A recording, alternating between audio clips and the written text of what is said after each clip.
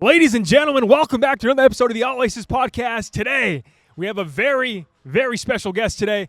I want to make sure I do him justice in this intro, so we're going to do it right. So, he is the WBA number one ranked super flyweight contender, former NABA super flyweight champion, former WBA continental super flyweight champion, and ladies and gentlemen, he did all this with starting boxing at 20 years old, which is unheard of. So, ladies and gentlemen, it's scrap season. Help me welcome John Scrappy Ramirez. There you go. Yeah. Hey, that was love. I like that. I like that. That was good. Had to That do it was right, good, bro. That's the best intro so far. Really? Yeah, I swear to God. Yeah. Takes pride in it, bro. We take pride in the intros. He does them. He does his homework. I don't do a lot of good things right, bro, but that's one thing I try Now to do right. you just made me feel special. You know what's funny though? I'm over here just telling myself, damn, I really did that. Cause once you accomplish these things, you don't really think about them. It's like it happened already. Yeah. You feel me? But damn, to really sit down and reflect, like, damn, I really did that. Especially when you started. That was one of the main things when we first started looking into it. I'm like, bro, there's no way he started when you started. 20. Yeah. Yeah. That's what, and I also got to give myself credit for that reason. It's like I really started late, Yeah. but you kind of get lost in the whole. You want to be perfect, and you're not where you want to be, But you just gotta sit down and just really look at the reality of the situation. But what's the average age most people do start boxing? 8 When they're at born? least. When they're born. Yeah. Really? I mean, just think about it. And the amateurs, like, they're young, little kids, and they box all the way. Well, I feel like some people, you hear like some of the other boxers, like the pro boxers, before they even become pro, they have like 100+ bouts, dude. Amateurs, on their, yeah. I as mean, amateurs. that's That's really how you crazy, start. yeah. You just in a gym. You're a gym rat, right? Yeah. And you get a whole bunch of amateur fights, and you go to tournaments, and next thing you know, you just become a professional. Yeah, and I feel like usually the stigma is that in boxing, right, it's kind of hard to crack into the later you start. But the one thing about you is that you've always been like a fucking athlete. You've been an athlete always. Came out the womb being an athlete. Yeah. But like you said, there's a mixed situation about boxing where it takes a special individual to box, but at the same time anybody can box. Right. You get what I'm saying? Yeah. It's Now it takes 1% to get to the top and stay at the top. Yeah, that is way different. Yeah. And we're going to touch on that, dude. But one thing that maybe a lot of people don't know is that, you grew up playing sport. Did you play what? Soccer first? My first sport was soccer, and I was really good at soccer. You were really good at that because, I read somewhere that when you went to Honduras, you moved over there, you were still kind of on track to play for the national team over there or something like that? So my father used to basically, I grew up with my father, and just for fun, we used to just practice. That's what I enjoyed doing. That was like playtime for me, just training. That's and cool. then I would play for like multiple clubs out here.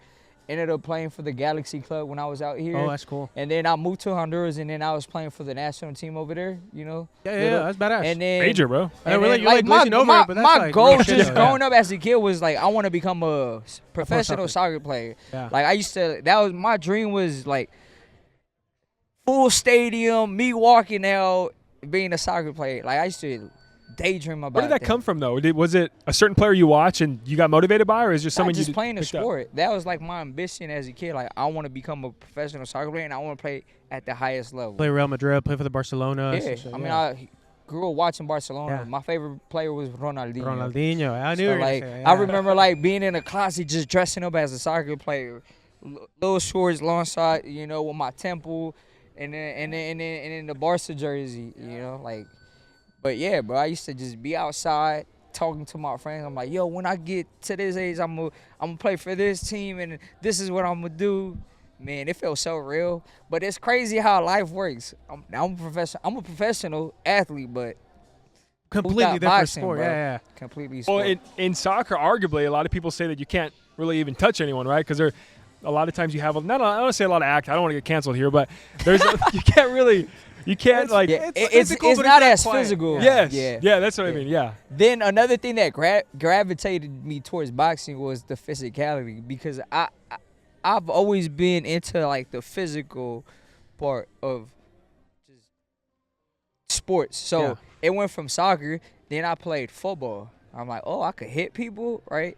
And then you see where I'm going now. I could Yeah. boxing. I could literally punch people in the face. Yeah. Like No, something that is about the that is a physic- funny progression though. You went Yeah. to soccer. Yeah, Soccer is little body, right? Yeah. Then football, you tackle people. Yeah. Then Now you swinging. literally punch people now. I want to talk about a little bit from you moving to Honduras because you were over there for like 4-ish years. 5 years. 5 years. So I moved out there from the age of 8 to 13. And You're born in LA. I was born here, straight out the inner city, and my father took me to Honduras, and I was out there for 5 years. It felt like a lifetime, honestly. And man, I think honestly, bro, that was like a blessing in disguise because just moving environment and just culture and just lifestyle is just way different. It's a third world country, you know. My Spanish wasn't so good, so I had to like learn Spanish. You know, my first year I went to a bilingual school, so it was only English, and then I kind of felt like the outcast. Like I was like the only different. Everybody treated me like super differently, like in a good way. You know, oh, he's American. Like let's take care of him, this and that. And then I would tell my dad, I'm like, yo, I want to be like the rest of my cousins. You know, I want to be outside, walking out barefoot, and I want to go to a Spanish school. So I did that. And then, yeah, bro, just being out there, it molded me to a different human being, bro. Yeah. I got to, like, really appreciate life and see what, and I noticed what's really important about life. You don't got much out there, but, bro, I had the best time of my life out there. We'd be outside all day, you feel me? La luz se va, and we'll make a good time out of that situation. You know, it gets flooded, bro. We'll be outside in the streets just fucking swimming and joking around. You know what I'm saying? So That's the thing about those the third world countries, right? Is you learn to appreciate things that you don't have over there, but it's you have not over a here. bad thing. We just play with it. We just make it a good time. Yeah. 360, you come out here, lights out, everybody's panicking. Something so simple, you know. But yeah, man. But anyways, I think now that I'm a professional fighter and I get to like really sit back and reflect, like, damn, those hard times really like molded me to be this person, because now I could endure with any type of hard times I endure in the ring. Yeah. You know? When you go over there from walking barefoot, no running water, not XYZ. having food, Yeah, bro, you that's know? way easier than taking a punch. Yeah. I learned a little bit about that when I was born here, but he was born in Mexico. And whenever I first met him, he was telling me a little bit about how the life is in Mexico, growing up there, no running water, just something that I couldn't even imagine over here, right? And so he was telling me about it, and it's so different. Yeah, dude. So, like, for me, I had the kind of experience of being the outcast, but because I came from Mexico into the States, so same shit. I only spoke Spanish, so it was kind of like, but it was different, though, because over there, if you're American and you go to there, like you said, it's kind of like different, but in a good way. Yeah. You come from over there to over here. Yeah, now you're like, we're not like going to take you so serious. Yeah, dude. So, but yeah, you know what? Like growing up like that, like I grew up in the city over there in Guadalajara, but my mom's side of the family, they're from the rancho. So like I would go over there, and to your point, it gives you a lot of perspective because same shit. Fucking it rains, whatever happens, no luz, no running water. The bathroom is shared by like half the community. But you get to make the best of it. You get to enjoy it. And then, funny enough, actually, side story. When I came here, we were like down mega fucking bad, where I had no running water. I experienced more poverty here in the States when we first got here than over there. But to your point, though, going through shit like that, it does make you like it fucking makes you hard, dude. And like you're able to endure a lot of other shit down the road in your life. Where like I hated it in the moment when I was here, but I think looking back at it, it's like something you have to go through because like you don't know why you're going through it at that time, but down the road in your life, you're like, dude, I went through that. Like this shit right now is like nothing. Whatever. You know what I mean? Yeah. You know that saying, ignorance is a bliss? Yeah. So lately, I've been talking about that, and bro, that's a beautiful thing because the smarter you are, and the more you know, it's hard to not pay attention to things. You feel me? So like the more you have, like the more you complain. You know, if you don't have shit, you don't know better. You know, so you're just having the best time of your life. You know, That's so, what they say, kids, right? Whenever kids grow up. So I like to compare. So I like to think back to like my younger self, you know, and be like, what was really important, and like why was I like functioning at a certain level? Why was I having so much fun? Because I wasn't so focused on like being perfect. Yeah. So good, and I say that to say with boxing, because I started so late, there's like so much pressure that I put on myself. Like, yo, I need to get better, like quick. cause I'm playing catch up. I'm learning in the job, you know. So I show up in here with like, yo, I'm not bullshitting. Like y'all see me having fun, right? Yeah. But when I know how to Flip the switch. and I'm not here trying to talk to people or none of that, bro. And people think I'm a two-face because like I don't talk to nobody, and they just don't understand my type of mindset. Like, nah, I'm in here trying to get better. Yeah. Not trying to. I am getting better, Yeah. but you kind of lose yourself from having fun, and you take it too serious, and then now this has become miserable. It becomes a job. Yeah. You know what I'm saying? Because I'm chasing instead of being in the moment. Yeah. So after my loss, I had to like really sit down. I'm like, bro, what's going on? Like, why the fuck am I not having fun? And the loss, I'm not tripping about the loss. That's life. We gonna lose. I'm okay with losing. Yeah. Now, a loss ain't gonna fucking break me, bro. I come from nothing. I ain't tripping. Like, why am I not having fun with this shit? It's a game at the end of the day. And yeah. Yeah. So then I had to think to my younger self. I'm like, you know what, bro? I'm in here just putting too much pressure. Come in here and get better, but have fun with it. You know, don't chase perfection. Yeah. You know, one rep at a time, one day at a time, and just trust the process. So that's what the fuck I've been on lately, bro. And I think that people that don't know at home, they don't know your backstory, that comes from somewhere, right? Because I mean, obviously that comes from Yeah. shit coming from a third world country. yeah, Playing outside, and when I was playing outside, we were good, but we weren't thinking about like, okay, this is how you're supposed to play. We're just out there having a good Yeah. time, right? So I grab that concept and then try to apply it to like what I do now. I show up in here, I do my studying, I do my homework, but there's a time and place where like, okay, now stop looking at the fucking papers and the charts and try to be so perfect. Just be free. You know, you can't. Everything can't be technique and Yeah. you perform a lot better when you're free. That shit drive you crazy, like I said. So we break down my sessions. You know, there's days where it's all technical strategy, boom, boom, boom, and then there's days where like, yo, just be free. Yeah. Well, that strategy, we were in prepping for this, we saw also that aside from soccer, whenever you were first coming up, you were a big superstar in the football world. Football, yeah. In the football I world. would say superstar, but I got some love for sure. Yeah. So anything that I've done, I've been successful, right? And I've received some love, and once again, I'm not here by accident, bro. Like I'm supposed to be here. You get what I'm saying? Yeah, that's the that's reason real. I am where I am. Yeah. I'm like, yo, I'm gonna start boxing at 20. People, oh, you're late, this and that and another. I'm like, yo, you don't even know my life story. You feel me? And everything that I've done, I've done it. Yeah. You know, everything I've seen in my brain, like I've made it happen. So what the fuck can you tell me? That's why I don't listen to people, bro. Yeah. Whatever I see in my fucking head, bro, and I really get the feeling, which is believe, I go with it. Well, it's almost that you talked about it before is delusional confidence. I feel like you have delusional Yeah, confidence yeah. where no one can tell you anything, where Yeah. you believe so much in yourself that you bring it to life, bro. Whether or Yeah. not people like it, they like to hear it or not, you bring it to life. And yeah, You got to be a little bit delusional because Yeah. there's also delusion with like ignorance. Like some Yeah. people just Like, But damn, you you don't have working what behind it. you don't have what's required. You just Yeah. out your mind and you think you want like you got to be real and delusional. Yeah, You yeah, get yeah. what I'm saying? Like No, it's yeah, a you have to. balance to it. Yeah. Did you have that in the other sports that you did too? Because I know obviously you started off in soccer all the time. You went bro. into football. Look, bro, I'm a small. I've been the smallest kid every time, but I don't have the typical story as the small. Oh, I've been bullied. I've never experienced. But I mean, people try to bully me, but I fight back. Yeah. Well, that's where your You know what I'm nickname saying? came from, then, right? And then the best thing is like, when you prove people wrong, bro, you get this feeling of satisfaction, and then they gotta respect it. Yeah. And when you get that respect, bro, it's a, you know, as a man, like respect. I prefer respect over anything else.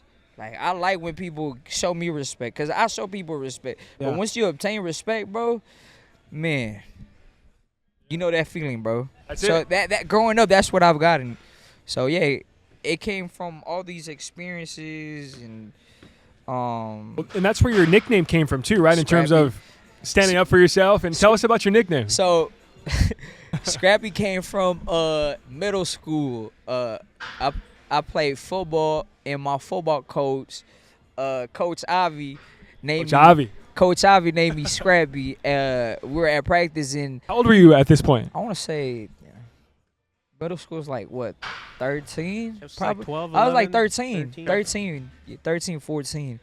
And competitive, talking shit, and fighting all my Getting rowdy teammates. in there. Fighting all my teammates.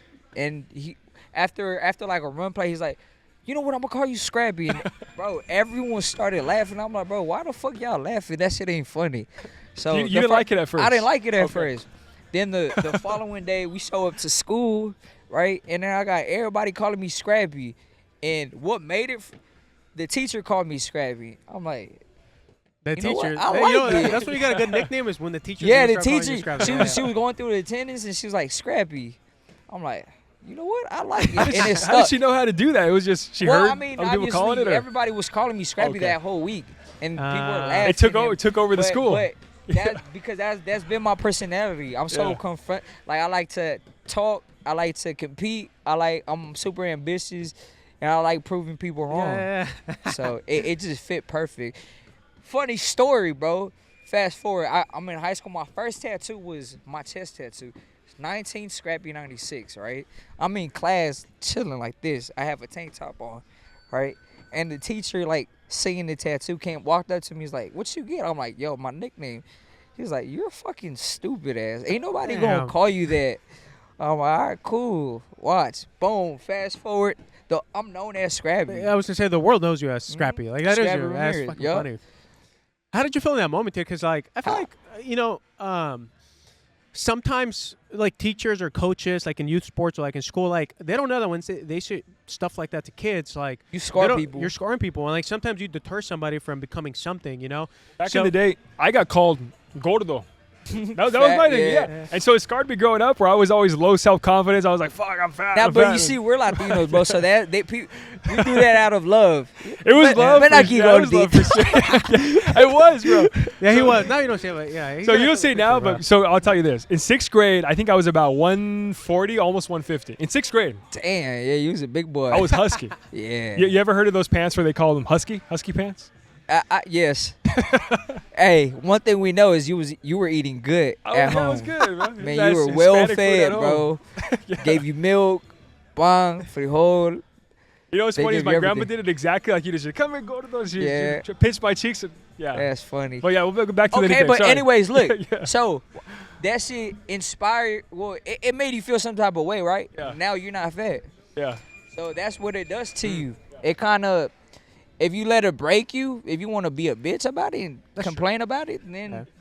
You're not even you meant for gon- greatness. But maybe. if you do something about it, which most people, like where we come from the inner city, bro, or whatever you want, the ghetto, like we use that as a source of inspiration and motivation to like, all right, cool, Yeah. we gonna work with it.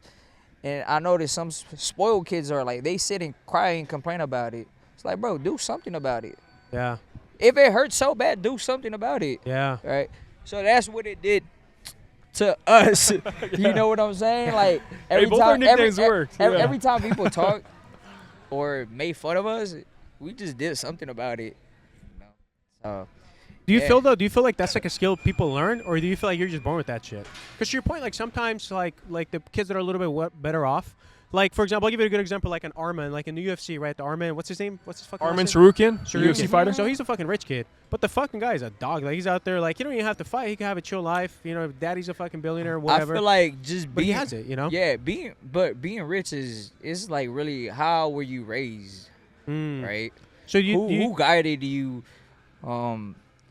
Did your pops teach you? Did he like how to not test be you? soft, fucking basically. Yeah, we weren't never soft. I didn't have the opportunity to be soft. I was gonna say, because like I feel like when you don't have the chance, the opportunity to be soft, because if you're soft, gotta like, fight back. you fucking die. Like you just fight literally back, starve yeah. to death. You know. Like, bro, for us, bro, we I didn't have the luxury to cry and complain about anything because I didn't have nobody, you know. Yeah. Obviously, I have my people, my family, and my parents, but when I say it's like we're just so busy dealing with life. Yeah. You get what I'm We have saying? no choice. And what was dealing with life? Shit, parents are trying to make money, trying to work, you know, and Keep a roof bro, over your they're not head. trying to, you know, Latin parents, they're not trying to you're crying over this and that. Like, bro, you don't have that luxury, bro. No. So we just got to figure it out. Yeah. You did, bro, and you figured it out all the way from the soccer, the JUCO, world, and that's what I've been doing my whole life, bro. That's the secret. Just figure it out. And like, I read something like, if you don't have a plan, like the best thing is action. Yeah. Just take action. Imperfect action beats no fucking. You ever heard of the action. saying called FITFO? No. We like to use a saying at work. Same exact thing you're talking about. You want to do the honors? Yeah, so like for our company, when we're training people, and like we don't want to hear like soft bullshit fucking excuses, we call it like we have like this thing called FitFo, and it's like we call it it's a muscle in your fucking body, it's in your mind, So then naturally, everybody that's new, they're always like, well, what's FitFo? So FitFo stands for figure it the fuck out, and it's like a muscle you develop, like hey, you figure it out. Come with like a bitching about a situation, FitFo, figure the fuck out. And eventually, to your point, it gets so fucking strong where, like, you just naturally figure shit out. Boxing a fucking 20, figure that shit out. And next you know, you're fucking carrying around belts and shit, But that's the concept. That's what you learn after you take action. Yeah. Like, action beats all. It's that simple, bro. How? Start walking. 1 foot. 2nd foot. Hold up. I'm not there. I'm right here. Take the 3rd. Yeah. Same. That's what I tell everybody, bro. Just figure it out.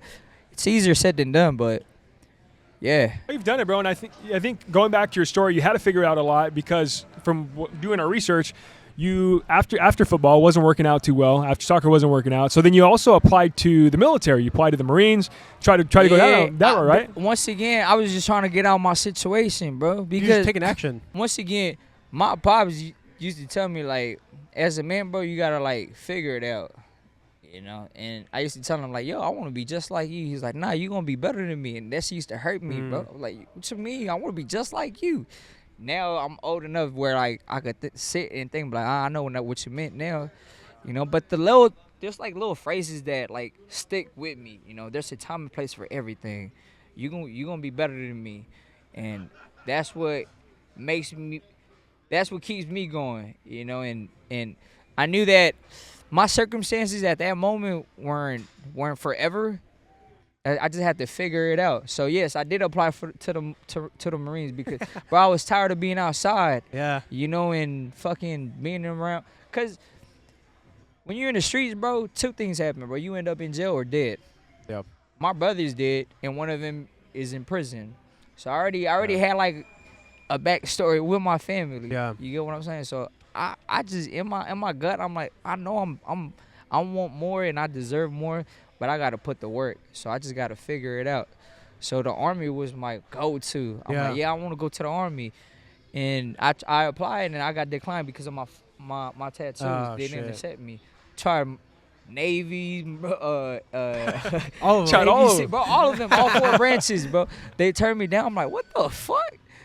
But I didn't know they turned people down for the tattoos. Yeah, well, neck tattoos because they're visible. Yeah. So they're like, get them removed. I'm like, I'm not doing that. That's crazy, yeah. But once again, just taking action, I'm like, okay, so what the fuck am I gonna really do in my life?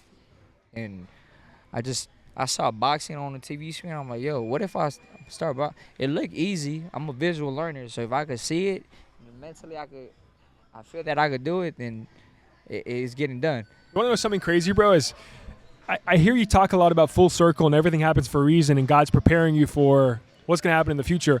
And on the same topic, you didn't just watch boxing normally, right? You were watching a Manny Pacquiao versus Floyd Mayweather fight. Floyd Mayweather, yeah. And how you know that? You do research, bro. We do research. I was watching that at a church, yup.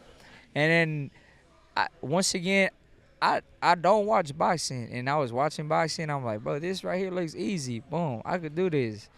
And so you were watching 2 of the greatest fighters in the world, all time, Manny Pacquiao, Floyd Mayweather. You're like, hey, I can do that. I can do that. Yeah, I seen him do the full wild. Counter. I understand like the whole mechanics, what he was trying to accomplish. Yeah. Like, For you to have fight background experience at that point, did you? Street fighting, that's about, That's but not crazy. technical. No background. Bro, the amount of people that can look at Floyd Mayweather and say, I got that. Yeah. No one but Scrap. It was more of like, I understand what he's trying to do. Yeah. Okay. That's what. Because you got to understand, and boxing is about understanding, like a chess match. Trap. It was a trap. Yeah. So he was trying to set him up. So I understood that. I'm like, bro, I could do this. Another full circle moment, bro. The only boxer that I've seen as well was Surdo Ramirez, right? And the only shit. no I know is because we share the same last name, right? So he fought on a card on like Telemundo or something, or they showed it on Telemundo, and it was like Surdo Ramirez. He was signed to Top Rank at that time, and then I remember the last name. Boom, full circle moment. I signed to Surdo Ramirez. Now you're here with him. Now that's my boy. You guys are boys. That's my boy, bro. That's the whole. So, like again, I do a lot of reflecting, not in a like just trying to think. Like more of like okay, cause you know sometimes you gotta sit down and like reflect and think about how did I get here? Yeah. So you can keep moving forward, and then. Boom, Surdo Ramirez, bro. It's like insane, bro. I'm supposed to be where I am, bro. Exactly where you're supposed to be. And When the crazy part is Manny Pacquiao and Mayweather are fighting this year. Yeah. And no one would have ever put that in the cards, but here we are. Still here. But yeah, bro.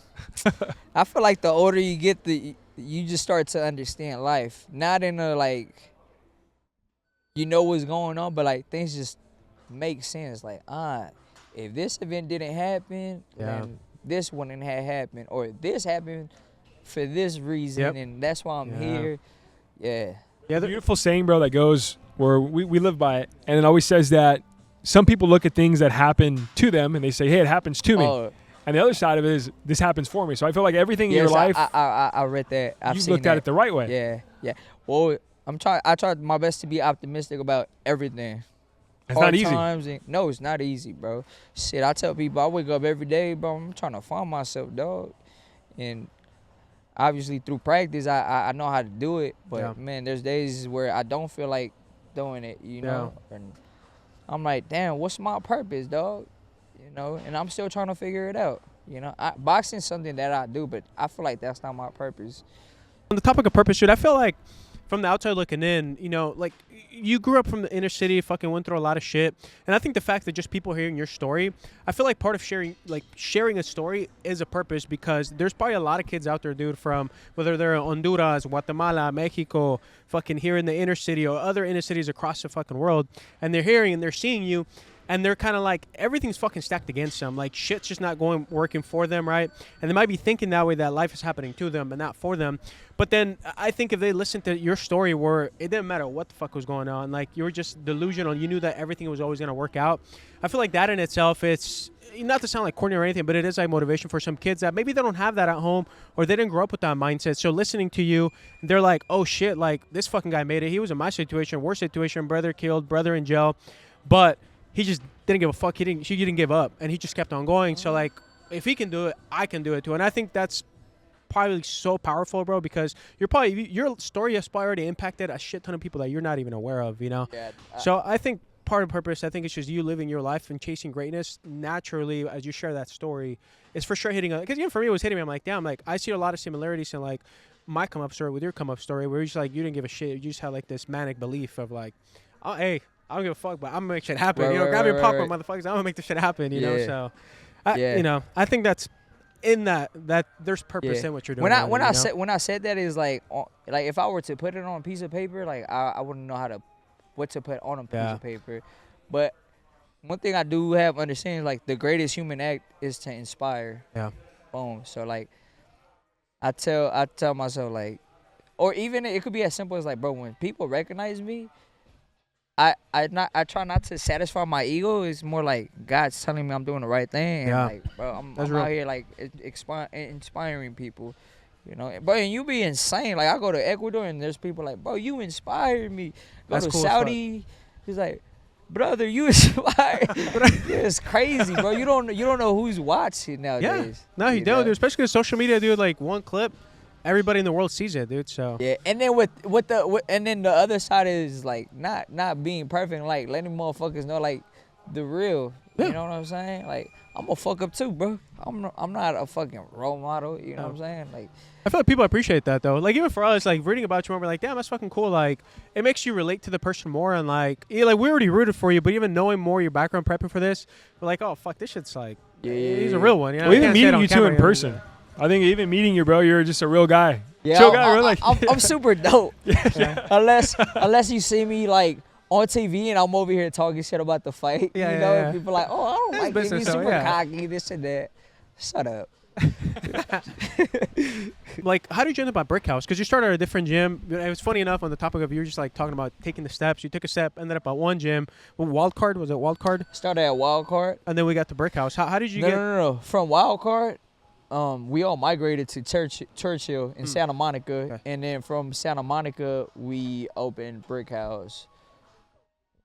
Right place, right time, Yeah. with the right people. Everything kind of falling in line. Yeah. What was That's that it. first experience showing up to the gym though? Like, because I get I understand having like this delusion, but then what? Easy, bro. I'll break it down because this happens so often at Wild Card. Watch, like I walk in, right? I'm like, How many days after the Manny Pacquiao fight was this? I can't really remember, right? But this was like literally after my freshman year in college because I JUCO. played 1 year in JUCO ball. And then I'm like, you know what, bro? I'm tired of school. I don't want to be in school. Like, I love football, but I'm wasting my time in Yeah. school because I'm only playing football and in class I'm not doing nothing. So that's called wasted time. Yeah. I don't want to be wasting time if I'm not going nowhere. So I'm like, you know what? I did my thing for a cool minute and then I got lost in the sauce. Then I'm like, I got to get my shit together. So I ended up going to Wild Card. I talked to Rob. Rob is my mentor now. He looks after me. He's a great guy. Long story short, I'm like, yo, I'm here. I want to become a professional boxer. What's the process? So they gave me the rundown. You gotta be an amateur, get a couple fights, experience, and then if everything goes well, you could turn pro. And if you turn pro, win a couple fights, and become a world champion. I'm gonna say less. I'm gonna do that. Show up to the gym, and the first day, bro, I'm waiting for 2-3 hours. I showed up like around 3. Amateurs don't start till 6 o'clock, so I stayed there though 3 hours just looking at people, just watching, picking up the game, soaking everything in. I talked to Superman, and I'm like, yo, I wanna do this. Can you please help me? He's like, yeah, you gotta pay this amount. I'm like, I ain't even got money like that, but they helped me because I showed up every day, and when people like effort, so they gave me the handout, bro. And why people didn't take me serious at first was because that's a common thing at Wild Card. Yeah. A whole bunch of homeless people out of jail just show up to Wild Card, like they say, hey, I want to become a professional fighter. They show up for a month, right? Everything is good, and then disappear. So I was one of those guys, like, this guy's just all talk. Not to mention my cocky ass and my self-belief, and I'm over here talking like I'm the man. You know what I'm saying? Well, I'm sure coming in first day and you're like, I want to be a world champion. Yeah, that's what I told him. Naturally, they're like, no. People see it, but once again, you're just like a fucking 1,000 other guys that came over here for the past year. So I was one of those guys, but that was like the start to Scrappy. Showed up to Wild Card, told them this is what I want to do. I'm gonna do it, and I showed up consistently, bro. Made it happen every day, bro. And with showing up, I got better, and then I got opportunities. Yo, we're looking for a sparring guy at this weight, so they can come down here. Freddie, one of Freddie guys. Boom, I'm here. I'm there. I showed up, sparred, and I did good. And they're like, we want you to keep coming back. So I went from sparring one champion to the second champion. Boom. Yeah. And now, Scrappy, who's this kid? He's getting better. Yo, we like him. Let me help him. Freddie paid for my big national tournament. That's real. You get what I'm saying? Yeah. So with action, opportunities present themselves. And then I'm like, okay, I see what's going on over here. And then I met fucking Tyson Fury. I meet Adrian Broner. I meet Pacquiao. Damn. You're in the mix. I'm in the mix now, Then I see Julian in there as well. Julian was underneath Freddie. I'm talking to Julian. I'm like, hey, bro, like, what do you think I should be doing? Like, he's like, yo, go spar everyone. Get the most experience right now. So by the time you become a professional fighter, you already seen all types of style. So, like, fight, win, lose, or draw, it don't matter. I'm like, say less.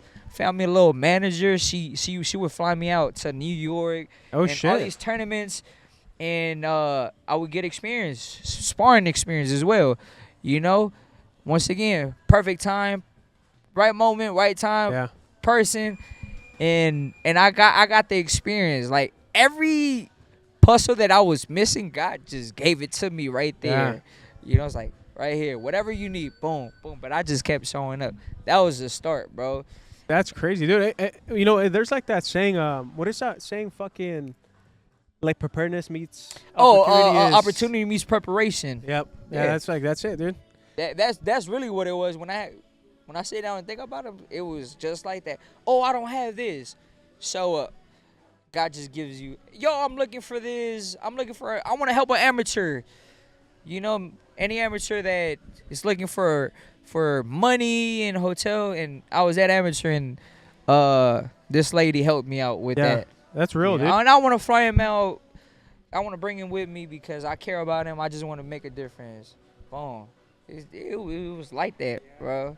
So I once again I sit down. I'm like, damn, I'm supposed to be here because I'm paying attention to the whole trajectory of my story. Put in the effort, bro. You put in the hours, put in the work. Yeah. I'm putting the effort, but I study other people's career, not in a like try to compare, but like, bro, there's a lot of fighters that actually put the effort, but they're always missing something. Either missing a trainer, missing management, promotion, or don't have the skills. You get what I'm saying? So like to have everything, I have manager, I'm signed, I have a gym, I have a trainer. Like that's hard, you know. And But when I you feel have like you met them where they were at, though, bro. Because even so I met, but I'm saying I met them through the process. Yeah, for sure. That's what I'm saying. Because your through the current trainer, process. you met him because your other trainer, amateur trainer, couldn't show up to one of your amateur fights. Couldn't he stepped show in, right? Yeah, he's like, yo, since you're signed to Surdo, just go take over and boom. But that was the plan, anyways. Yeah. Because off conversation, you know, off self-belief, and off knowing what I wanted. I wanted Julian as my trainer. Point blank, period. How I'm gonna make that happen, I don't know. But the universe made it happen. That's real. What are the odds of that? You show up to one of your amateur fights, your other trainer backs out, you couldn't make it, and then somehow Julian becomes your trainer. Junior. Well, no. So what happened right there was, that wasn't an amateur fight. That was my first professional fight. Pro bout, okay. So I'm making my pro debut out in Galveston, Texas. At that time, Pedro was my trainer. Pedro couldn't make it. Surdo, that was Surdo's card. He's the main event. Julian, He was already there. Julian's already there. Surdo is taking care of me. His promotion company is taking care of me. His management team is taking care of me. So like, bro, it's real simple, bro. Julian's already there. Just look out after Scrappy. I'll open up the show. So that's what we did. So Julian was in my corner. It felt so natural. It felt like we belonged together. Yeah. Pause. and then he took care of Surdo. I'm like, bro, this is how it's supposed to be. I like this. David's like, so who do you want as a trainer? I'm like, bro, I know who I want as a trainer. I want Julian. You know, shout out to Pedro. Pedro was good. You get what I'm saying? But like chemistry, bro, you need chemistry in this game. I also gotta trust you. I trust him as well, but I was just, it felt right. So it happened. Going into it, that played a big part in your success too, right? Because obviously before, in the sport of boxing, either you stand and bang, or you chess match, you know, and it's a very fine you just balance. gotta know what to do. You know, there's a place and time for everything. Once again, so and we think alike as well. He's Asian, you know, but we think alike, and I understand everything he says, bro. Like if I understand his philosophy to the T. Out of all his fighters, because I'm in here 24/7. I'm around him 24/7. He's training regular absorbing clients. the knowledge. I understand, bro. I know what he means. I know his lingo. I know his game plans. I understand his philosophy, what he stands for, what he believes as a trainer. Yeah. So it makes it easier for me to like follow. You know what I'm saying? So like the day he passes away, like I'll be able to share everything he believes on the torch, because I know it to the T. Kind of like Daniel's son, and he's Mr. Miyagi, bro. Yeah, Miyagi to pass it on. That's really what it is. That's what. It is. Do you think you'll ever go into coaching? or training you? You know what? The term coaching is just a little like I don't like it, but I like sharing game. Like mentoring. I like sharing game. Like anybody that's open or like my youngins in here, I show them games. And matter of fact, I get good compliments. People's like, bro, you're actually a good trainer. Like like you're good at like teaching. We understand what you're saying. So I feel like even that in itself is a skill, because like one thing is having the knowledge, but the other thing is like teaching it. No, for sure is a skill. Like using the right words, the right emotions as well. Knowing how to express yourself is a gift, especially in the fight game, bro. 'Cause it's so emotional, and Junior is so good at that.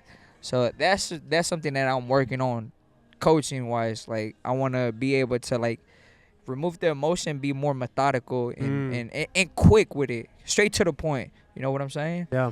You're giving someone advice when they're in a very high stress, high pivotal moment. They're in a fight. So you don't have a time to break things down little by little, so by little, that's right? what I'm saying. You got to be so calculating. Yeah. What's super important? What are the key points? And you got to be able to like cut it down and like deliver it quick. You get what I'm saying? Then also, if your fighter is down, you got to make him. You can't just say, "Oh, you're doing bad." This and you gotta. You gotta have some emotional intelligence. Yes, and you gotta be able to like give him some type of fire. Yeah. You get what I'm saying? It's probably that, but then also making sure they know, hey, you're doing this right, but we need to improve on this. You can't just tell them all good stuff. Yeah, I'm sure. You can't tell him all good stuff, and you can't just say shitty stuff either. Find that because balance. You'll break his spirit, Yeah. bro, and that's the hard part in this game. Yeah, for sure. And Yeah. it seems like you and Coach, you can tell everyone in this gym, just your whole team, bro. You guys have really good chemistry where you're almost not even like coach. That's like a family. It Really is is family. You know, it Yeah. sounds Very like cliche, different. but it is like a family. Right. Nah. That's exactly what it is. One team, one goal, one mission, and we stand on that. And you gotta, in this sport, bro, it's so hard to have that because everybody got different motives. Yeah. You know what I'm saying? Well, I feel like you always see the headlines. It's always like there's like insurance shit down the line, or like shit gets in the way, money gets in the way, or like Money weird or things, the you trainer know? want to outshine the fighter. Yeah. This and that. It's like, what's the goal? Become world champion. So. Yeah. You know, now that you mentioned that, though, it is very rare to have that, like, family vibe to the whole thing. Oh, Because even honestly, from us showing up, from, like, you know, outsiders coming in, even though we're not, like, sparring or boxing, like, it just feels like you're walking into it. Like, you walk into somebody's, you go visit your homie with fucking a bunch of siblings, and they kind of fuck around with each other, having fun, the parents, you know, whatever. Like, that's kind of the vibe that it feels like in here. Like, everybody, like... It's super fun real, and welcoming. It's open. You know, just like in high school. You feel me? Yeah. We try to create that environment. I come from a team sport, so, like... My favorite moments, locker room moments. Hey, pause. Because ain't nothing better than being in the locker rooms and just fucking around and talking shit with your boys. You in the helicopter? You But you know what I'm saying? Yeah. Like, bro, in locker rooms, bro, you talk about everything. That's when you perform the Females, best. life, You feel when you're free. down, bro, you can talk to your dog. Yeah. So, in boxing, it's hard to do that, bro. Especially when you're cutting weight and there's nobody with you. So, luckily, bro, my hardest times I've had my teams. I have suited around. I'm cutting weight, bro. There's nobody in the gym. And like, fuck, bro, I got to go and sweat, kill myself. But we could sit down and fuck around because Sudo shows up, David shows up, AJ shows up, Junior shows up, and we fucking around. You get what I'm saying? We make a bad time or a hard time or uncomfortable time, make it a good time, bro. That's cool. So that's super dope, you know? And not to mention all my stable mates, you feel me? Like, we talk mad shit, it gets competitive. And I like that type of environment, bro. I like showing up and let's compete. Let's compete. We're different weight classes, but like, what's up? Who gonna put on the show? You feel me? I talk shit about your fucking KO racer. Bro, your shit is ass. Well, I seen you, bro. When we were setting up, you were talking to some of the guys here. They're definitely not your same weight class, bro. It's all for fun, bro. Yeah. It's all for fun. And if you take it personal, then do something about it. You know, work harder. Do now something. I know you can see the scrap come out. Yeah, The Scrappy name's coming out. Yeah. You can still, it's still alive. It's still very much alive. Yeah. But honestly, bro, But that's the fun. That's the fun part, bro. Yeah. You feel me? Like, bro, we wake up every morning, come to Brickhouse, and Life is good. Have a life good is fucking good time. in here, bro. I Yeah. forget about all my problems. Well, I feel like the work is easier whenever your environment's better. Like whenever you come here and the atmosphere is good, the work becomes easier. It's not work. There it is. It's not work. The moment you start seeing it as work, it becomes a problem. Damn. There's a lot to it. There's the diet. There's the cutting. There's the actual day of. There's so much stuff other than just the show day, showing up and fighting and walking down the arena. Yeah. So I just made it a lifestyle, honestly. It's just easier. You make it a lifestyle, it just becomes normal. It just becomes who you are. Yeah. And then I think the key is like just changing environments. You know, sometimes you travel and you just change Some different scenery, experience some other shit. You know, but everything's the same. You know, we train, we have fun, we eat good, healthy, you know, and we put in the work. Yeah. I enjoy what I do a lot. You can tell, bro, and it's easy to enjoy, especially here. Talking about Brickhouse, we're not from here, so back at home, they don't have gyms like this. no. So whenever we walked into Brickhouse, the first thing you see the boxing ring, you see the private room in the back, you see the weights. Now we have the outside area, which we're currently sitting in, which is he had a certain name for it. It's The turf? The turf. Yeah, we're in the turf right here, the black turf, and it's sick, bro. But a part of we mentioned a lot of full circle moments here in this podcast in terms of like the Manny Pacquiao, all the other stuff, the nickname. But Brickhouse was also a full circle moment for you as well, because if I remember correctly, your first ever sponsor had an event right here, right? And it was right here. So it wasn't right here, but my boy Johnny owns Worcester Hustle. He had his first year anniversary party. That building I live in. Same area right here. That building I live in. Yeah. Right? At the corner. That's crazy. Like so where that's the main office now of that building. Yeah. But that's where he had the party. Right next door to where Brickhouse is today. So and we parked right there in that parking structure. So That's now that crazy. I look, I'm like, bro, I'm supposed to be right here, dog. We open the gym right That's here. crazy, bro. You know? It's like those signs. It's the signs, you know. It's the confirmation. It's Well, confirmation. that's things that don't happen by accident. There's no way that happens by accident. But you gotta pay attention to him, bro. And bro, when you live life too fast, you miss those signs. Yeah. So I'm super spiritual. I gotta believe in. I don't know it all, but I know my gut, and I try to like pay attention to that. Can't nobody tell you Your intuition. this right here. Your intuition, bro, is our superpower. The more you ignore it, the less it serves you. But the more you pay attention to it, it serves you in a good way. So I'm a firm believer of that, and I try to listen to my gut a lot, and I try to surround myself with the right people, so I could have a positive outcome. Yeah. You know, and if you see my full circle, everybody older than me. I'm the youngest one. You know what I'm saying? So How old are you right now? I'm about to turn 30 this year. Hey, 96, right? So 96. 1996. 30 for Scrappy this year. So 30-30, baby. So 30-30. and we looking to fight in May. You get what I'm saying? So after the fight, that's my birthday month, you know. So You can enjoy yourself a little bit. Are you gonna have a cheat meal on that time or no? Absolutely. Okay. What's the go-to cheat meal? My guilty pleasure, bro. Guilty pleasure. What is it? Fat Sal's. Ooh, I don't think I've heard of that. What is it? What is it? Okay, so you're You got me on the name, right? so On the name. You're I'm in you're in LA, bro. So go to Fat Sal's after this. What kind of food? It's a sub, and the sub. There's different type of subs, but I get the Fat Buffalo. Okay. There's chicken tender, mozzarella sticks, Go ahead. buffalo sauce, ranch, Oh, fries. Okay. That's my guilty pleasure. Fries in the sub. Yes. Ooh. how big is it? It's Like both? You need both hands to. You need both hands to handle it. 12 inches. 12 inches. They got different types of subs. They just opened one in Studio City, bro. So it's not that far from here. Fat Bro, Sal's. go and check it out. Talk dirty to and me, then Scrap. Talk to me, bro. Food's my language. Talk Hey, dirty to bruh, me. That's Don't do my it. shit right there. After the fight, let's go to Fat Sal's. Bad sales, ladies Fat and gentlemen. Sal's, we bro. know where we're going after this. Yeah, that one's gonna be on the checklist. Honestly, we might go today after. Now, we yeah, got y'all one should lined check, up. bro. Real talk, check it out, bro. You gonna be like, yo, y'all got this, right? It's a heart attack, but once in a while you can have that. That's my Every that's time my we come to go-to. LA, we're always looking to try new spots. And I was telling you a little bit off camera, but every time we come here, we always try to fit. If we're here 2 days or even a day, we plan on every meal. So, Yeah. for example, we're here today. We're trying to plan out breakfast, lunch, snack, Yeah. dinner part 2. Yeah. So we got some room in. Now, room hey, there. you're in the perfect city. LA got a little bit of everything. Mark's showing a picture of Fat Sal. That's the sandwich right there? Oh, that's the milkshake. Yeah. That's the Ooh, fuck. milkshake. All right, Scrap. So obviously we know where we're going to go after this. We know what your favorite cheat meal is. But I want to switch gears a little bit. And obviously you have a football background. We talked a little bit about the cheat meal after the prep and all that stuff.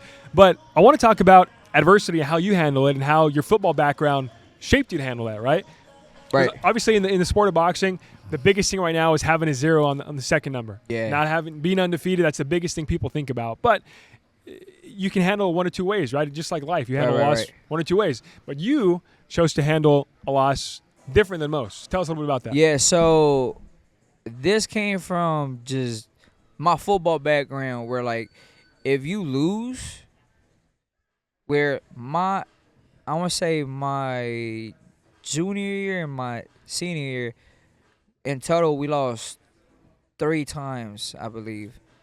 Anyways, when you lose is the next day you show up we showed up to school and it was film study. Like, we try to understand why the fuck did we lose, and we tried to fix our mistakes. So that's how we fixed losing. It's like, watch tape, learn from it, and don't make the same mistakes. And you keep pushing.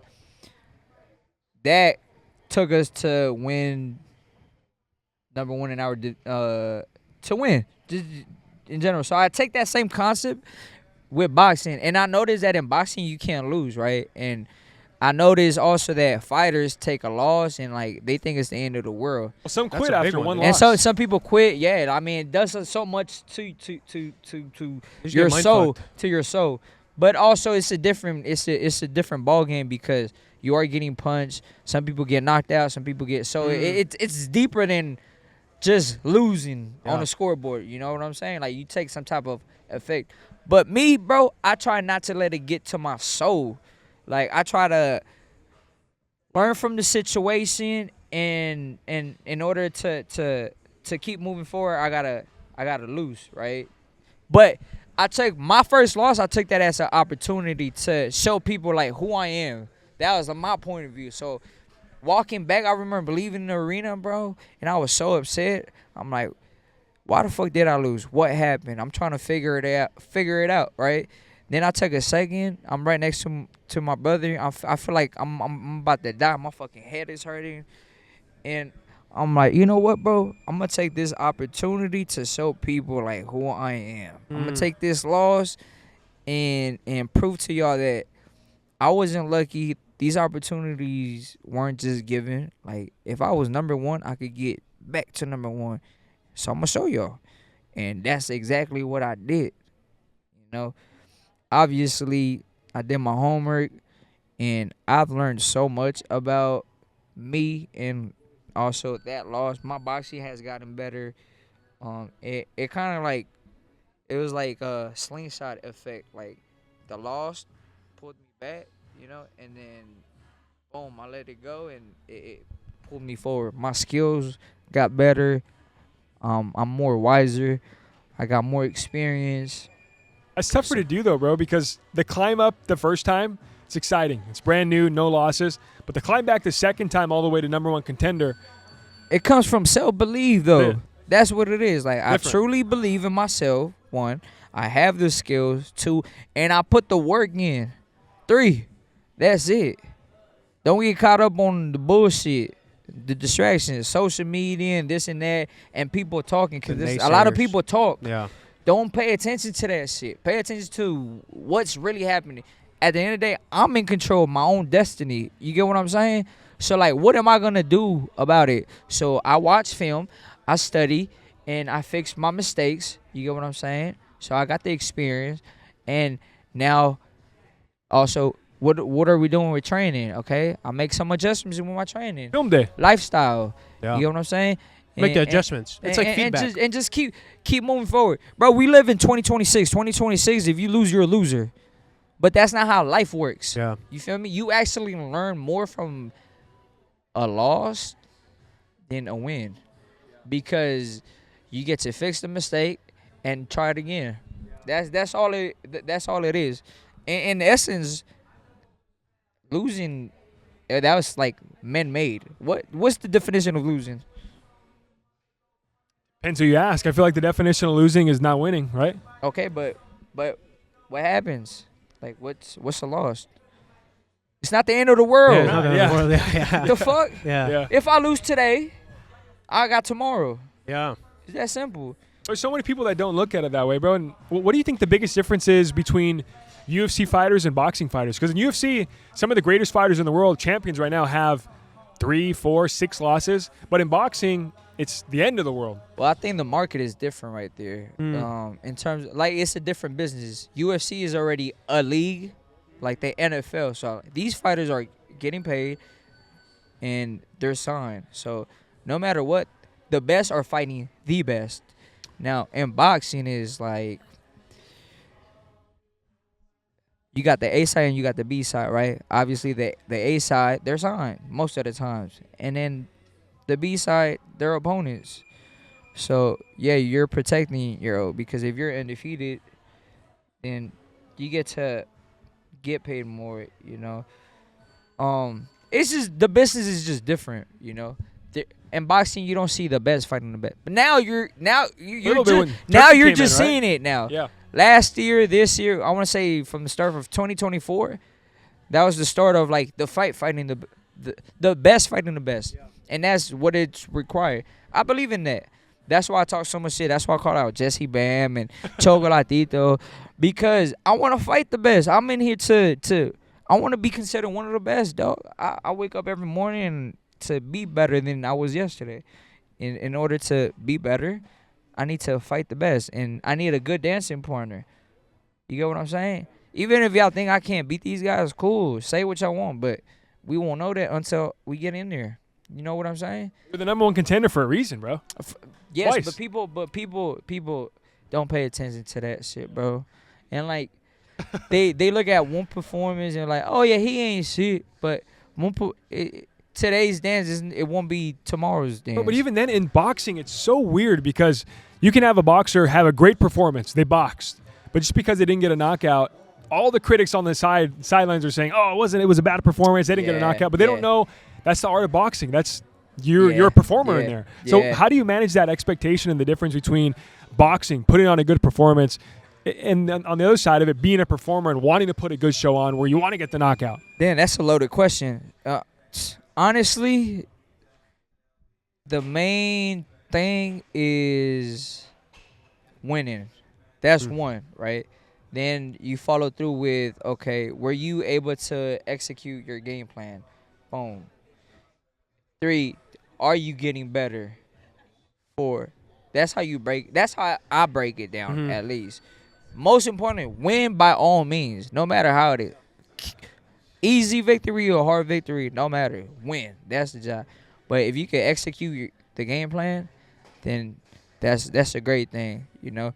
And if you get the knockout, that's a plus. The fight game is not about knockouts. It's just part of it. That's something you got to understand. You don't look for them. They come for you. You set them up. You know what I'm saying? Yeah. And you get that through experience and understanding the business as well. Yeah. What about, dude, how do you, you mentioned a little bit, dude, but because you always have people fucking saying certain things. How do you, like, in this day and age, we're talking a little off camera, like, it's so easy to pick up the phone and, like, just listen to a bunch of fucking people spew and yap. How do you stay away from it? Do you listen to it and feed it? Because, like, for example, in football, there's, like, what they call locker room material, you know, where the other team says some shit and they put that quote in the locker room, everybody sees it. Motivation. And it kind of gives you motivation. But at the end of it, too, like, I feel like if you're exposed to too much negativity, like, I think that it doesn't matter how mentally tough you are, like, do you shy away from it? Do you listen to it at all? Or, like, what's your strat there? You're in control of everything. You know, you choose what you want to listen to, what you want to watch. It's that simple, bro. So, me personally, because I'm a person that functions better off, like, people like the anger talking down on me.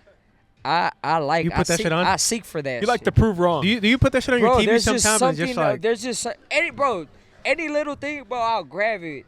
And some people say, bro, it's not that deep. It's like that Michael Jordan documentary. But y'all don't understand, bro. Everything's that deep for you. Y'all don't understand. Like, that's what drives me. And stop speaking for me, dog, because I'm the one that's in there. Yeah. That's my source of inspiration. My source of, that's that fire, you know.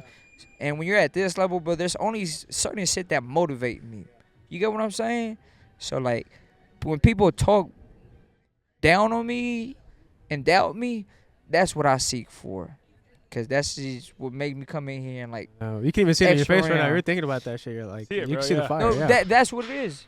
Because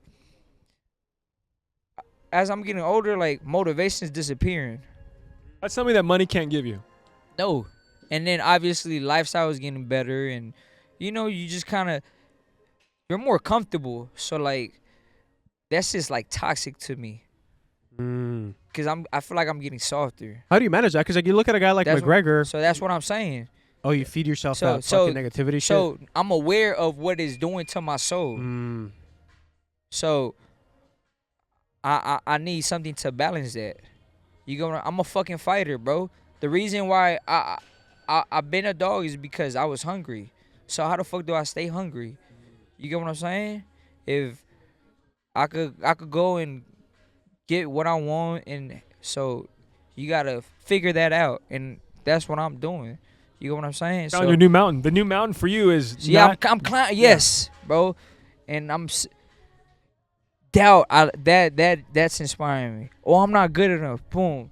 Oh, I'm ranked here. Anything that could give me that extra push, bro. I try to save it in my pocket. You can tell the way you speak about it. You almost can see the fighter switch like a changing. little you twinkle, bit. yeah. Or Yeah, before, yeah. not in a bad way, but before we're talking about the cheat meal, laughing. But then as soon as you talked about that and your motivation, it switched, which Yeah. is cool to see, bro. Like the high performing athlete like yourself, be able to flip that switch like that right away. Yeah, I'm a fighter, bro, and you know, people wanna, as a fighter, they wanna like put me in this. You're a professional fighter. They want to put you in this box of like, you got to do everything right, and like That's we're a certain way. bro, Talk we're a certain way. We're savages, dog. Like, I fight for living. Don't expect me to be perfect. You know what I'm saying? Yeah. Don't expect me to do, like, we're not supposed to be regular. I'm not regular. You get what I'm saying? That is true. When you're fucking out there knocking motherfuckers out, taking fucking But punches. no. Y'all don't understand. It's a different mindset, dog. Like, right now, because I'm in that mood now, because we're talking about it. And I feel different. You get what I'm saying? Yeah. So, Like, it looks like you're ready to hunt. In the fight game. bro, you can't fight clean, be nice, be respectful. There's none of that shit, bro. Fuck are you talking about? You're a casual person watching boxing. You're only thinking. Now, you don't understand how I feel. You know what I'm saying? I want to hurt you, dog. I want to kill you. I'm trying to protect that killer nature, that instinct. I'm trying to protect that from people that don't know what it takes in the ring. Yeah. You get what I'm saying? And there's a lot of people that come in here and like, oh, clean sparring. The fuck is clean sparring, bro? You get what I'm saying? I'm gonna give you what you give me. We're fighting. You know what I'm saying? I'm not trying to like do dirty stuff, but it's a different instinct, bro. And I don't know how to put it in fucking words. What I want to. You don't have to. We can see it. Like, but it bothers me that people want to like control that. You get what I'm saying? You don't know what it takes to get in the ring and be that savage, bro. Yeah. Especially a control savage At a high fucking level. at a high level. Yeah. And to stay there like you have been. Mm-hmm. You don't get to see that side often. No, you don't, dude. I was gonna say that right now. It's kind of like it's like you kind of flip into a different mode, bro, where it's like it's like you said, it's hard to put. It's like trying to contain a flame. You can't contain a flame. But now there's not a And lot you of know what's people don't you know what's have funny? that, bro. Sorry to cut you off. You're good. I just came from a trip, right? And obviously, you just met me. So the people out there that were like driving us around, like I'm a joke. I'm like always joking around, having a good time, right? And then the guy was like, "Bro, it's amazing how you could turn up the switch." Obviously, I don't know it, but once I'm in there, bro, like it's easy to turn off this switch, and I just go into like me. Yeah. You get what I'm saying? Like I transformed, but he was telling me about it. Like you go from this like outgoing, charismatic person to like a fucking mean fuck. But people, not everyone has that, by the way. I don't have that. No, I'm definitely a lover, not a fighter, but I don't have that switch. I mean, I'm sure if life or death, that switch would probably come out, natural human instinct. But I normally, wasn't aware of it. I don't have it, bro. Until he told me that. You definitely have it. I'll tell you right Yeah. now, bro. It's Sure. just I feel it, but I wasn't aware. Like Yeah.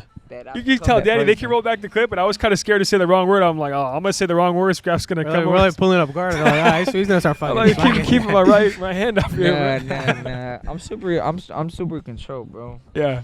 No, Super for sure. controlled. Yeah. That's cool to see, bro. Switch before we end, because I know that we've taken a lot of your time. We appreciate it, bro. Yeah, we do, bro. One of the side questions I want to ask you is on the topic of fighting and on the topic of just fight night, that's totally different from we're switching gears, is your fight night outfit, bro, is very unique.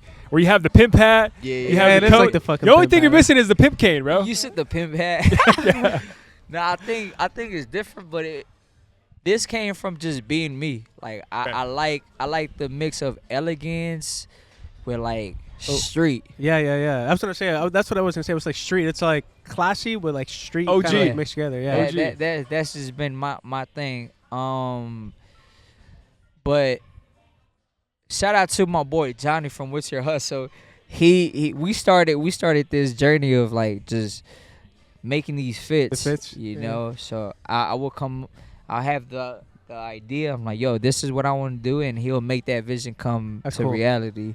You know, and so far we made a couple dope pieces. You guys got some What you need, bangers, bro. bro. It's sick. Yeah, it's unique. And when I came into this business, I promised myself to just be you, bro. Be free and try not to chase people's approval. You know what I'm saying? Like, it could be as simple as like, shit, I like wearing crop tops when I spar. You get what I'm saying? But that came from football. But yeah, bro, just be you. That is a football thing. Yeah, it is. Yeah. Even the linemen that are 300 pounds, you see them in crop tops. Hell yeah. Everyone rocks let crop that shit tops. hang, We rock boy. them bitches. Hell yeah. But yeah, just come to this business, be original. You see nowadays everybody want just taking copy and paste. That's not. Sit down and think about what you want to do and put that vision into reality, bro. So that's what I do with my fits. I feel good. I also look good. And It's like Deion Sanders used to say, bro. Yeah. You look good, you feel good, you feel good. That's you a play real. good. That's a real thing. shit. Yeah. That's a real thing for sure. Whenever I don't feel good, or whenever I feel like I don't look good, maybe I don't do my hair like I should. Yeah, or it, maybe does, it fucks with your mind a little it bit. does. Yeah. We've done a couple episodes before where maybe I didn't have, for example, I didn't have gum. Gum's a big thing for me. I always have Okay. to have gum. Yeah. I have to do my hair a certain You don't way. get the fresh cut. Or I have You to have a got- fresh cut. And if I don't do it, bro, the whole podcast, you're just thinking about it mentally. But if you look good, you know you look good. Yeah. The rest yeah. comes easy. Now for sure, I do that every morning. People, why you dress up when you come to the gym? You're like, because that's how I like to start my day. I like to get in the shower and get fly. Up out the bed. Yo, turn my swag on. Take a look. Bro, that's real. That's something that I learned. I'm like, Yeah. bro, changing and You rock the chains too, right? Because I've Yeah, seen you you got had a couple gold chains. chains. Yes. Really good. bro, it don't matter, bro. I'm trying to tell you, we live in a society where you need a special moment to dress well. Like, fuck that, bro. I might fuck around and die tomorrow, bro. Say I want to come to the gym and I want to look fly. What's up? Do I need to go somewhere? It's a common thing. Where you going, bro? Nowhere, bro. I'm going to I the was gym. living I life. want to Yeah, feel yeah. good. Let me smell good. Let me feel good. Let me change. Yeah. Like, yeah. And another thing that I noticed, bro, is only in America. Like, we're programmed to be lazy and like comfortable. You get what I'm saying? You go anywhere around you know anywhere around the world, bro. People to this day wake up in the morning and still change. Fresh, yeah. You feel me? Don't matter how they got a fit on.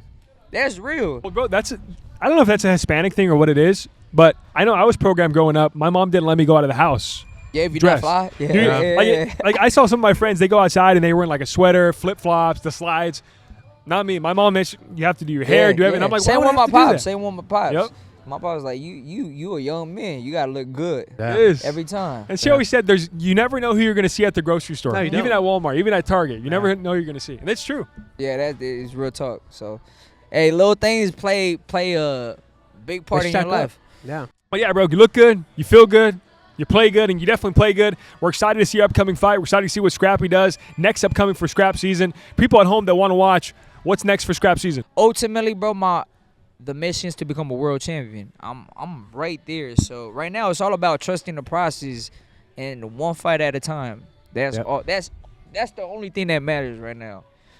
That's the only thing on my mind. Show up every day, get better, and trust the process. That's it. Who you fight, I don't know. You know what I'm saying? So if I fight May 2nd, cool. And if I don't, trust the process. Oh yeah. That's all. And shout out to my guy Rob. OG keeps me in check, man. And man, you need as a young man, you need someone that like little reminders, you know, kind of like your parents. Oh. I don't have my mom is not doing that, or my pops, but I have him. He'll shoot me a text like, stay strong, keep your blinders on, like little things like that. And that shit, just that little text message, bro, it does something to my soul and like keeps me all right. It gives you fuel for what you need to do. Yeah. You got a good team, bro. You got him. Shout out to Ian here at Brickhouse. Yeah, Shout out Ian to Julian holding Trainer. it down here at Brickhouse. Dave. We got David. You know, we got Surdo leading the way, right? And I'm right here just following, bro. Ultimately, bro, I'm just every day I'm trying to be better. That's it. We're excited to see it, bro. We're excited yeah. to see it. Everyone at home, make sure you keep an eye on Scrap season. He's coming up, puts in the work. This guy deserves it. You guys don't see it off camera, but we saw him spar. I can promise you don't want to get in the ring with this guy. So, ladies and gentlemen, there we have it. John Scrappy Ramirez, appreciate you coming on the pod. Any last words? Nah, thank you guys for coming out here to the home gym. And Yeah. hey, this was one of my favorite sit downs for sure. I appreciate that. Bro. I've Yeah. done a couple, and you know, some guy, but this one was fun. So thank you, bro. And shout out to Matt, the family, Academy West, 3-point management, all my people. Those who believe, thank you. Those who don't believe, thank you as well, man. Keep feeding me. I love that. If you're not a believer, ladies and gentlemen, he's going to make you a believer. Keep watching. We'll Yeah, see you in the keep next watching. one. There it is. Hey, actions speak louder than words. Keep watching, baby. Keep watching. Peace.